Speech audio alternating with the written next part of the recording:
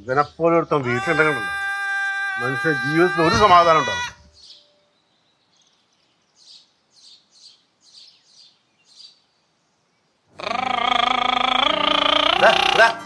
എടാ മനുഷ്യത്തിന് സമാധാനം തരൂ.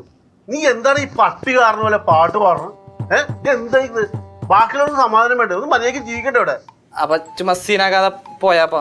എന്തിനാ സീന?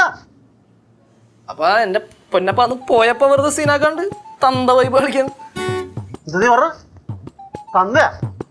എന്റെ പൊന്നപ്പ രാവിലെ തന്നെ ക്രിയേറ്റീവ് ആയിട്ട് എന്തെങ്കിലും ചെയ്യാന്ന് വെറുതെ ഇടങ്കോലിടാൻ തന്ത വൈബ്.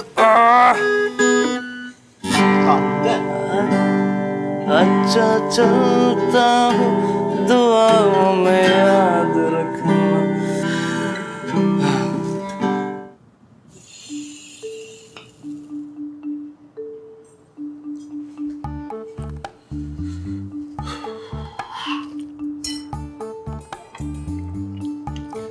ചമ്മന്തിയായിട്ട് കഴിക്കാൻ നീ.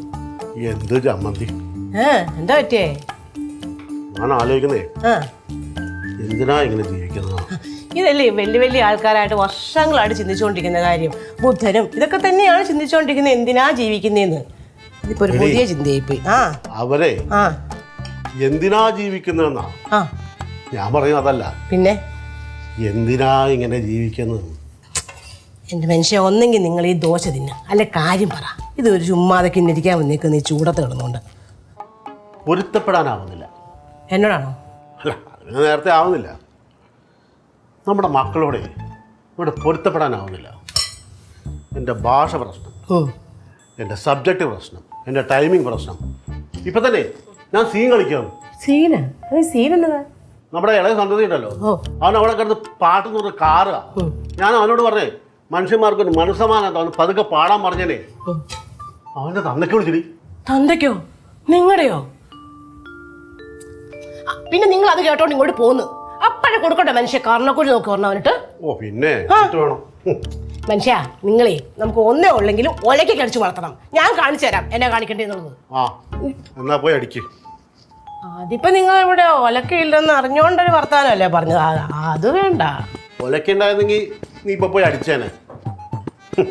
ഇടി അതാടി. അച്ഛനും അമ്മയാണെന്ന് പറഞ്ഞാലേ അതങ്ങനെ. അമ്മ കഴിക്കാൻ എന്തെങ്കിലും എടുത്ത് വയ്ക്കി. ഇന്നും ദോശ തന്നെയാണോ? ചമ്മന്തിയാ? എന്തിനാണോ വിഷമിച്ചേക്കണേ?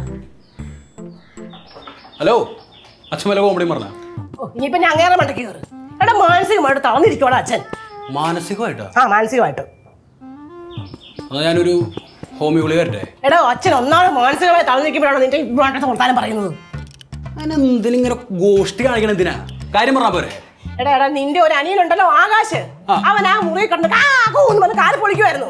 അച്ഛൻ ഒന്ന് പോയി ചോദിച്ചാ എന്നതാടാ നീ കറന്നെന്ന്. എടാ അവൻ അപ്പൊ അച്ഛനെ തന്തയ്ക്ക് വിളിച്ചടാ.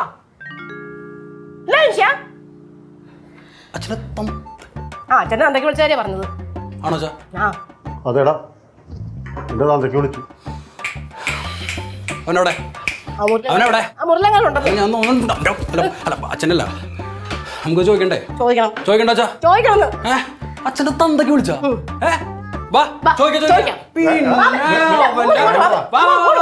വേണ്ട